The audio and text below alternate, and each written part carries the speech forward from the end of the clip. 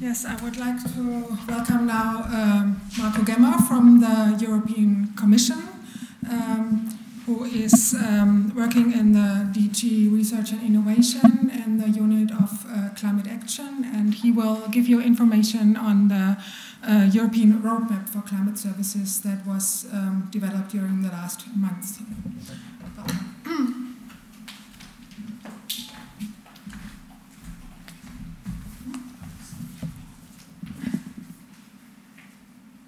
I think I need help.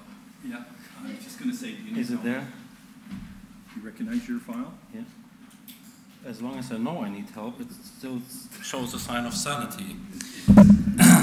Ladies and gentlemen, dear colleagues of the JPI, thanks for the JPI to organize this workshop and for the Norwegian colleagues to host this workshop.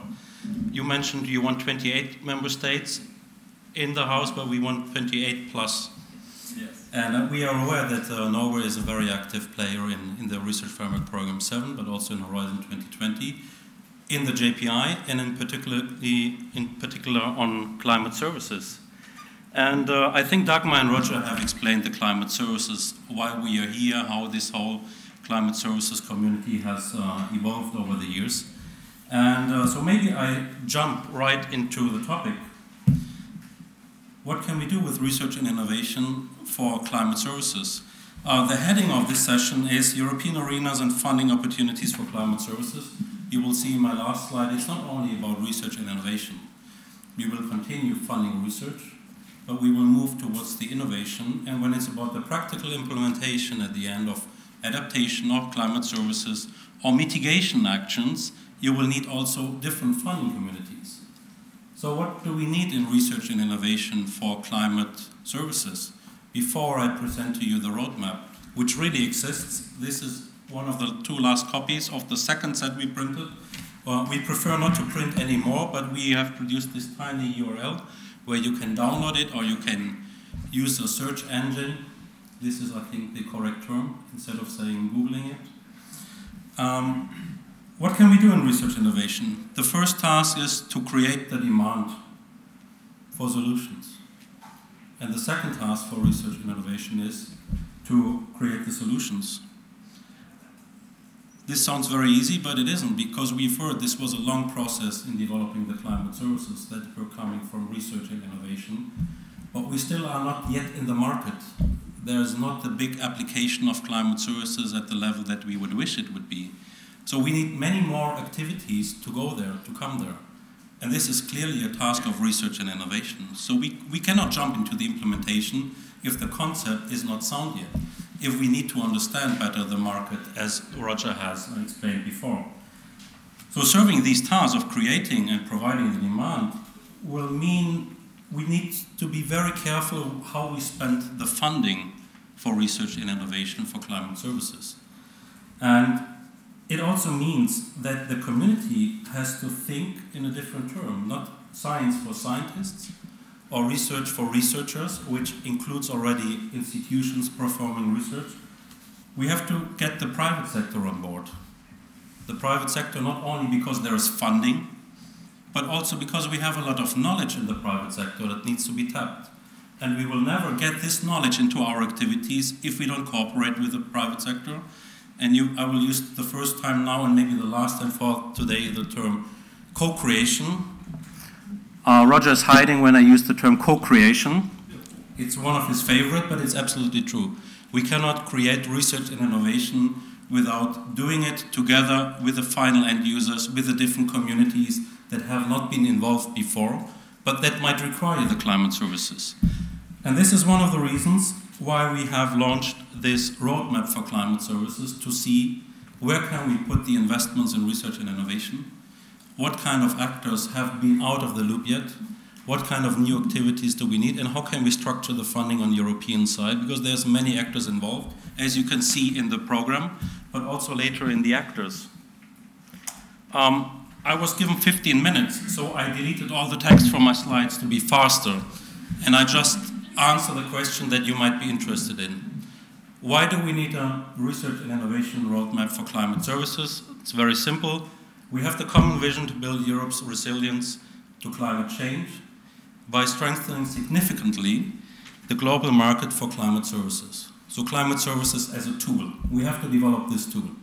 So this is the why. We know about all the whys, why climate services. I'm not going into the nitty-gritties now. Who has done this workshop? Again, no text. We can be very, this roadmap. First of all, it was the community. 1.5 years ago, we had a big workshop with 180 people from different communities in Brussels that we called Towards a Global Market for Climate Services. And after this one-day workshop, the community said, we need a structured approach towards developing the climate services. It was not enough to provide more predictions, to provide more maps. There was the need articulated by the community to have structured funding to go towards this market. So I don't say what we have done before was wrong. We will continue doing what we have done before. But climate services is now a specific element which brings in the innovation view of the approach with the market, and the market going beyond the traditional market that we had in FP7, for instance. This roadmap was done by an expert group we had contracted with representatives from the JPI Food, Agriculture, Climate Change, another expert who works for the International Energy Agency, a colleague from a climate service center in Germany, and one expert who was the rapporteur, which by chance was Roger Street also. So the omnipresent Roger Street of climate services provided this document, and which will be a funding, not a guideline. It will inspire us putting the money at the right place. Not only us, but hopefully also other players. We had a supporting group from the different commission services, and many of these are also, you will find in the program, ECMWF, the Climate Kick, the colleagues of the Joint Research Center, and many more. So we didn't do it by ourselves. We did it as good as possible in the time and budget available. And we are aware that this roadmap will need an update. The bigger our community gets, the more project ideas are being developed, the more knowledge we have. And we also included many stakeholders through interviews. I think about 80 different stakeholder groups were asked, where do you see the need? How could you be involved in climate services? So all of this information then were going into the roadmap. So what is the roadmap? We said it's like a framework for actors to align decisions and investments to achieve the vision. Because research and innovation doesn't go along without funding and investments. Investments in time, investments in thinking, ideas, sometimes also ideas that might fail. And we learn a lot from also stories that didn't work out. So this is what the roadmap is. I summarized, we had a one-day launch event this March for the roadmap, so I'm not going to speak one day, I just summarized. You will be able to read the roadmap. We have 3 main challenges that were identified, and I think this was a very important step, because when you talk to 100 stakeholders, you will hear 100 different challenges, but how to group the challenges, to be able to have a structured approach towards the development of this market for climate services. One challenge is to enable the market growth. Another is the building of the framework for the market. The third one is enhancing quality and relevance. And this, what I said in my first sentence, requires us to continue doing what we have done before, having better prediction models, working on the scientific side. So we cannot stop doing these things. But we have 3 different challenges we have to tackle now to build this market for climate services. So the experts then came up with 9 main activities and 25 specific actions, which should be done when and by whom. We have 3 different time frames: short-term, medium-term, long-term. So I think for the investment in research and innovation, it's important to know when do I have to fund what. And this is where the experts came up with a plan, where to have urgent actions, where to have continuous long-term actions, and who should do this one. Of course, from our side, we looked into EU and international actors. We cannot propose a roadmap for all actors that are putting funding in. We have one instrument, for instance, the JPI, which is an initiative by the member states who are putting in funding, and associated countries like Norway, with a considerable support also to the JPI. But this is where here we can make suggestions, but we cannot suggest any company to take any investment. So this is why we looked into the EU side first. An example. Instead of showing the whole roadmap like we did before, Roger, I come with one example for one simple reason. No, it's not here. ST means short term. This is an example for a short term activity. We launched this roadmap in March. We have implemented it already. This was an activity to identify which sectors or markets are mature. Where do we have climate services on the ground already? Where do we have markets that are not mature, that need additional support? And we did an expression of interest to the different communities to come up with ideas for demonstration projects. A demonstration project is another activity in the roadmap that I'm not showing now.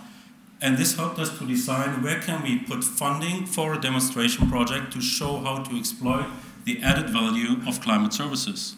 To develop climate services for end users, to show what is the added value in economic terms, but also in societal impact for the company, for the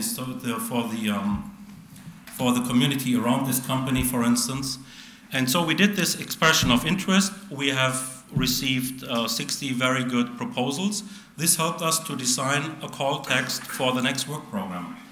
So this is an example for a short-term activity. And here it also says Horizon 2020, in this case, Research and Innovation, our Director General, we have done it ourselves. This is to show you how this roadmap is structured. We have another example, which is short to medium term, which could be done by Horizon 2020, for instance, through the JPI Climate. And this is about translating the user's results of services, and which lists a different kind of workshops, matchmaking workshops, developing new ideas. And this workshop today is one of these ideas. So we have started implementing what the experts proposed with different actors. In this case, the JPI Climate, the first example, Horizon 2020, but we can think of many other actors. So we started looking into the different actors with EU funding available that help us implementing this roadmap. I'm not naming them all. If I named them all, there was no need to put them all there. We had discussions with the Climate Kick, for instance, to see the Climate Kick is much closer to the market than we are in Research and Innovation with Horizon 2020 as an instrument to place funding for activities. To see how can we cooperate to implement parts of this roadmap, to bring in new ideas. Copernicus is a very important actor in climate services now already, hopefully more in future. How can this roadmap support the activities of Copernicus? So we are in discussion with the colleagues of Copernicus in-house in the Director General for Growth, but also with ECMWF, who was also involved in the preparation of the roadmap. We are talking to the member states through the JPI Climate with the Aranet, for instance, which will help implementing parts of the roadmap. So this is the task, this is what we are doing right now from arena of funding opportunities. This is how it's called. There will be opportunities to interact later. If you're interested, please download the roadmap and see where you would identify yourself as an actor in the roadmap. As I've said, we started from the EU side. Realistically saying, the whole community is expanding, is changing. We know much better now about the problems, about the opportunities especially for climate services. There will be a need to update the roadmap, maybe next year, when we started implementing. If we don't update the roadmap, we have done something wrong, because it's such an active community we are working in. And so I invite you to be part of this. If you don't have funding as an actor, as an active player with many ideas for climate services, to achieve this vision, to have a resilient Europe, but also contribute to the resilience globally. We identified, for instance, GFCS has to be supported with our activities. Not in monetary terms, but with the results in order to help them get further in other continents that we don't have direct access to. So thank you very much for your interest.